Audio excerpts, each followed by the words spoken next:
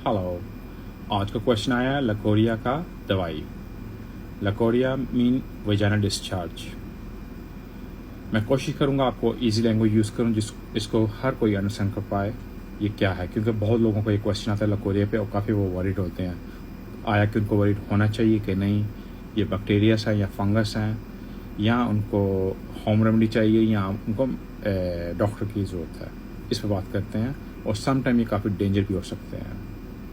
Let's talk on that. जो आपकी विजाइन with cervix का ग्लैंड मिलके वो एक लुब्रिकेशन, एक लोशन प्रोड्यूस करते हैं आपकी विजाइन के अंदर, जिसका काम होता है आपकी विजाइन को इन्फ्लामेशन से बचाना, लुब्रिकेशन करना, मॉइस्चराइज करना, सफाई रखना, अंदर एक कंफर्टेबल जोन बनाना अंदर आपके विजाइन के अंदर।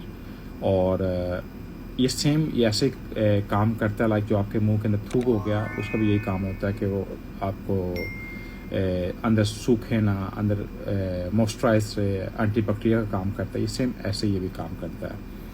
और इस पर बात करते हैं कितने टाइप्स के हैं। फर्स्ट ऑल, अगर आपको कोई लकोरिया बैड है तो आपको साइन आ जाते हैं, आपको कुछ उसके सिग्नल्स आते हैं, लाइक आपको इंक्रीज हो गया अमाउंट आपके लोशन का, या आपको स्मेल आ रही है, या आपको पेन हो रही है, या आपको इची हो रही है, या आपको फीवर हो गया, या आपके पेल्विक और आपके अब्डोमेन जो आपके पेट के दरमियान में आपको दर्द शुरू हो गई, आपको अगर पी होती है, काफ़ी दर्द होती है, थोड़ी थोड़ी पी आती है, बहुत ज़्यादा पी आती है, यूरिन आपको आती है, ये सब इसके सिम्टम्स हैं, मीन आपको लकोरिया हो रहा है। इसके लिए ये भी सबसे बेस्ट होता है कि आप अपने डॉक्टर के पास जाएं। अगर आपकी जो लुब्रिकेशन है, जो आपका लिक्विड जो आ रहा है बाहर वाइट है, विदाउट स्मेली है, तब तो आपको इस पर वरीड होने की ज़रूरत नहीं है, वो तो नेचुरल। इसका मीन कि आप टोटली हेल्थी हो।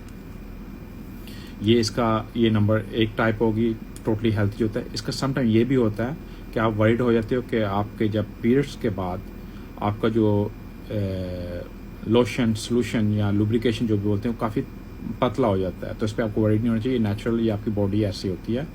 उसके बाद जब आपके ओवुलेशन के टाइम के पास नज़दीक अबाउट 13, 14 या 12 दिन ऑलरेडी आपके उस टाइम पे आपकी ओवुलेशन 14 दिन पे होती है, मगर आपको उससे पहले ही 2-3 दिन पहले आपका वो जो ये लिक्विड होता है वो थिक हो जाता है, वो काफ़ी एक जेल नुमा हो जाता है, तो ये भी टोटली नॉर्मल है।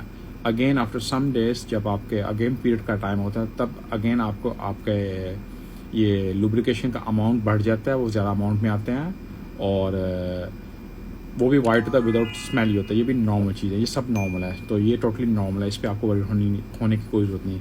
सेकंड आता है कि आपका जो लुब्रिकेशन होती है थिक हो जाती है, गाढ़ी हो जाती है, मिल्की नुमा, मतलब एक चीज़ नुमा हो जाती है, या दही या दूध फटा उसको बोल सकते हैं, उस नुमा में हो सकते हैं, तो उस पर आपको वरीड होना चाहिए। अगर आपको पेन हो रहा है, या आपको इची हो रही है, और जलन हो रही है, ये सब चीज़ें आपको जब हो, तो इसका मतलब आपको फंगस का इन्फेक्शन है, कि आपके अंदर फंगस है।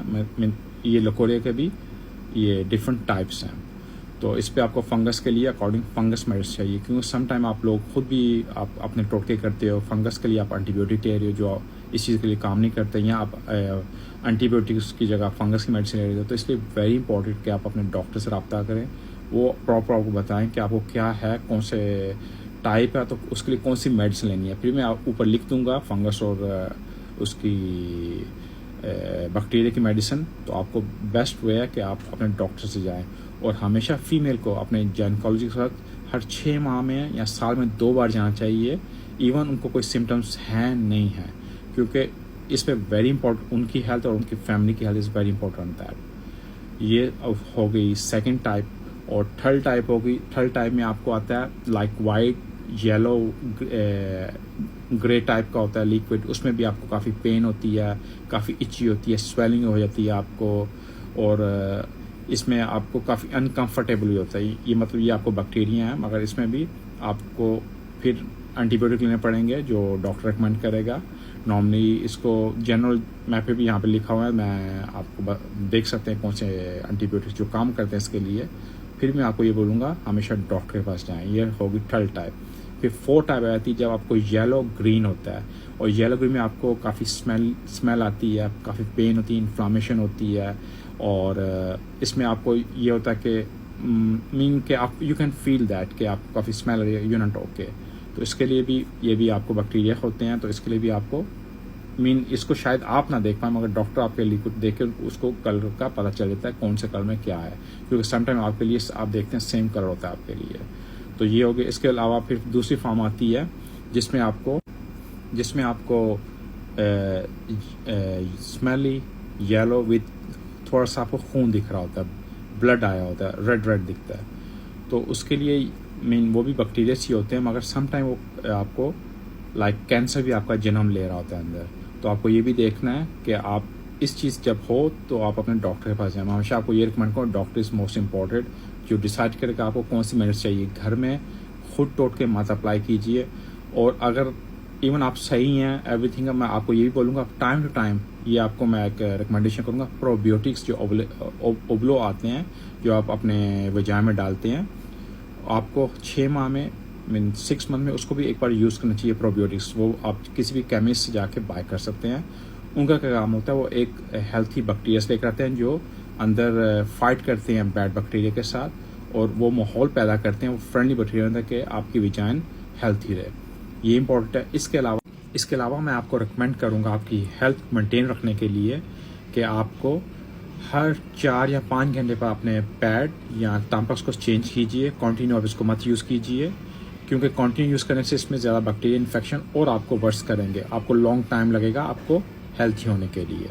इसके अलावा वार्म पानी से गर्म पानी के साथ अपनी वेजाइन को साफ़ कीजिए, front to back, not back to front. और दिन में इसको 1 या मैक्सिमम 2 बार आप अपने आप को साफ कर सकते, नॉट ऑल द टाइम, क्योंकि इससे आप अपने अच्छे बैक्टीरिया भी मार रहे होते हैं जो आपको प्रोटेक्ट करते हैं आपके वेजाइन को।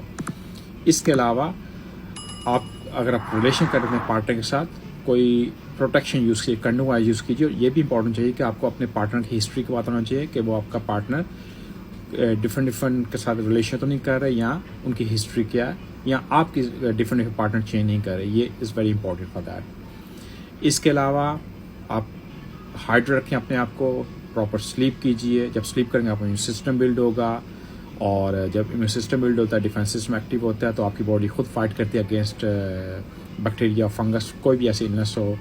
और कोशिश करके exercise, healthy vegetable food, season vegetables खाएं, ग्रीनरी खाएं। ये चीज़ें सब आपको हेल्प करती हैं। एक हेल्थी लाइफस्टाइल लेके चलें। अगर कोई ड्रग्स यूज़ करते हैं उसको क्विट कीजिए। इससे आपकी बॉडी उसका डिफेंस सिस्टम और प्लस आपको बहुत हेल्प होती है हीलिंग होने के लिए। इसके अलावा और कोई क्वेश्चन हो, you free to ask me. Stay safe in your family. See you next time. Thank you.